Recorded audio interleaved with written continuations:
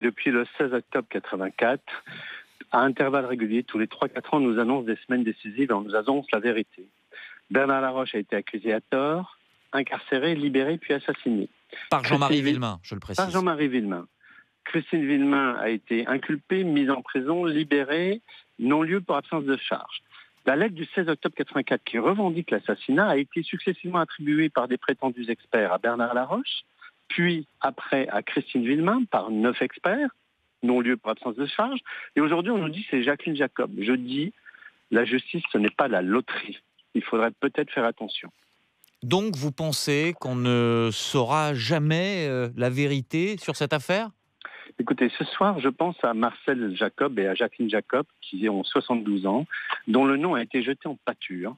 Et je suis persuadé que dans quelques mois, ils auront un arrêt de non-lieu. J'espère qu'à cette occasion, Monsieur le procureur général convoquera une conférence de presse avec autant de journalistes que lorsqu'il a livré leur nom. Il y a eu 3 personnes arrêtées. Ginette Villemain qui a été relâchée au bout de 36 heures. On a livré son nom en pâture. Et puis, c'est 2 personnes. Cherchons la vérité, mais ne cherchons pas une vérité. Nous avons fait condamner l'État pour faute lourde par la Cour d'appel de Versailles en 2002, parce que l'instruction déjà de la Cour d'appel Dijon de M. Simon a été condamnée, parce qu'on essayait d'instruire injustement contre Bernard Laroche. Nous ne laisserons pas faire n'importe quoi. On a dit ces derniers temps que Marcel Jacob était proche des Laroche, proche de Bernard Laroche. Est-ce que c'est exact ou pas ? Écoutez, ils sont tous dans le village, donc il n'était pas plus proche que les autres.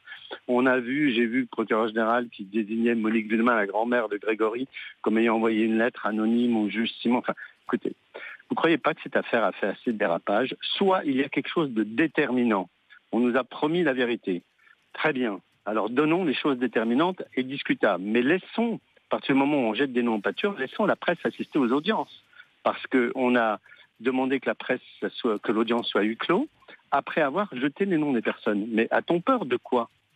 Donc, ce que je dis très simplement, aujourd'hui, c'est que s'il y a des éléments déterminants contre une personne, oui, trouvons la vérité, mais ne cherchons pas une vérité. Et j'espère que les autorités judiciaires et gendarmesques ne vont pas continuer à laisser faire des dérapages. Que dit Marie-Ange Laroche, aujourd'hui la veuve de Bernard Laroche ?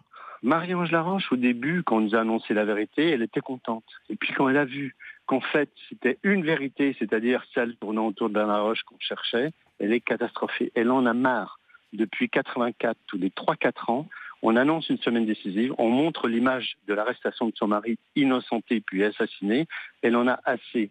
C'est-à-dire qu'elle ne veut plus qu'on tente d'élucider cette affaire, elle veut que ça s'arrête ? Non, elle veut la vérité, mais elle ne veut pas une vérité. Elle veut la vérité. Mais simplement, vous comprenez, on est pris dans un piège machiavélique qui est que si on dit, écoutez, il y a un moment, il faut peut-être constater qu'on n'arrive à rien, on va vous dire, ah, mais vous avez peur pour la mémoire de Bernard Laroche. Et puis, si vous dites, je cherche la vérité, mais alors laissez-nous faire.